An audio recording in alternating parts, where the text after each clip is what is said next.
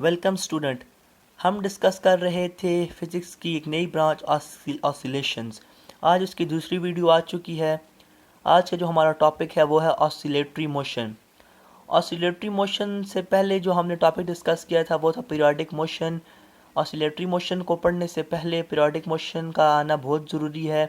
जिन लोगों ने मेरी फर्स्ट वीडियो नहीं देखी पीरियोडिक मोशन, वो मेरे चैनल पर फिज़िक्स विद सिंप्लिसिटी के नाम से मेरा चैनल है, उस पर मौजूद है। फिर भी जो न्यू कमर्स हैं उनके लिए मैं पीरियोडिक मोशन पहले बता देता हूँ। पीरियोडिक मोशन क्या होता है? पीरियोडिक मोशन वो मोशन होता है जो अपने आप को हर रेगुलर इंटरवल ऑफ टाइम या डेफिनेट इंटरवल ऑफ टाइम के बाद रिपीट करता है। मतलब एक घड़ी की सुई, जो सेकंड्स वाली सुई है, वो हर 60 सेकंड के बाद 12 पे आती है। हर 60 सेकंड के बाद 12 पे आती है। ये जो मोशन होगी वो होगी periodic motion. Come on the today topic is oscillatory motion, the to and fro periodic motion of a body about mean equilibrium position called as oscillatory motion and phenomena is known as oscillation। जो body की to and fro periodic motion होगी, ये to and fro motion है। और यही to and fro motion साथ अगर periodic भी होगी अबाउट मीन एक्विलिब्रियम पोजीशन पर अगर बॉडी टू एंड फ्रो भी मूव कर रही होगी, ये मीन एक्विलिब्रियम पोजीशन है। अगर बॉडी यहाँ पे टू एंड फ्रो भी मूव कर रही होगी, यानी टू एंड फ्रो मोशन भी बॉडी का होगा और साथ ही साथ बॉडी पीरियोडिक मोशन भी शो कर रही होगी, तो उस मोशन को हम ऑसिलेटरी मोशन कहेंगे। और फेनोमेना है, इस फेनोमेना को हम ऑसिलेशन कहेंगे।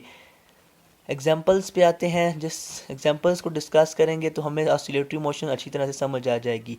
Motion of pendulum is periodic and it also perform to and fro motion, so this is oscillatory motion. Motion of जो पेंडुलम है, ये जो पेंडुलम का मोशन है ये पीरियोडिक भी है, साथ टू एंड फ्रो मोशन भी कर रहा है, सो ये ओवरऑल ऑसिलेटरी मोशन है। इसी तरह ये स्विंग मोशन, स्विंग मतलब झूला, झूले की मोशन है, वो भी टू एंड फ्रो मोशन है। ठीक है, टू एंड फ्रो मोशन भी कर रहा है, साथ पीरियोडिक मोशन भी कर रहा है, ये भी ऑसिलेटरी मोशन है और इस प्रोसेस को ऑसिलेशन कहते हैं। इसी तरह जो गिटार की स्ट्रिंग है, जब गिटार हम बजाते हैं उसकी जो स्ट्रिंग है वो भी टू एंड फ्रो मोशन करती है और साथ पीरियोडिक मोशन भी करती है। So to and fro periodic motion of a body of all these bodies are known as oscillatory motion and this phenomena is known as oscillation. एक important चीज़ आपको बताते चलें कि all oscillatory motions are periodic. तमाम के तमाम जो ऑसिलेटरी मोशंस हैं वो पीरियोडिक हैं। यानी जितने भी ऑसिलेटरी मोशन हमने अब डिस्कस किए हैं, ये सारे जो ऑसिलेटरी मोशंस हैं ये पीरियोडिक हैं। ये बात 99% दुरुस्त है। ये बात 99% दुरुस्त है। And all periodic motion are not oscillatory. लेकिन जो जितने भी पीरियोडिक मोशन हैं, जिस तरह घड़ी की सुई 12 से 12 पे वापस आती है 60 सेकंड के बाद, ये ऑसिलेटरी नहीं है।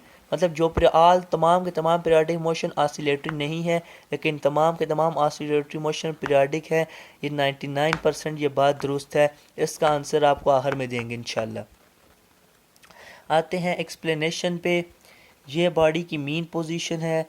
जब यहाँ से बॉडी मूव करती है, ऑसिलेट करती है एक्सट्रीम पोजीशन की तरफ, इस तरफ भी एक्सट्रीम पोजीशन है, इस तरफ भी एक्सट्रीम पोजीशन है।